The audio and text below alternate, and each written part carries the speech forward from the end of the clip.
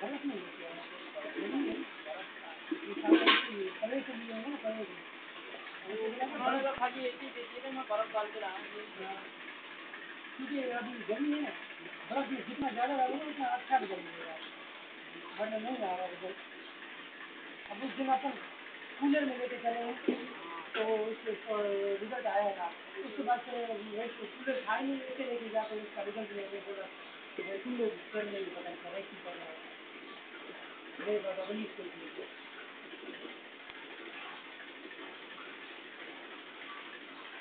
बोला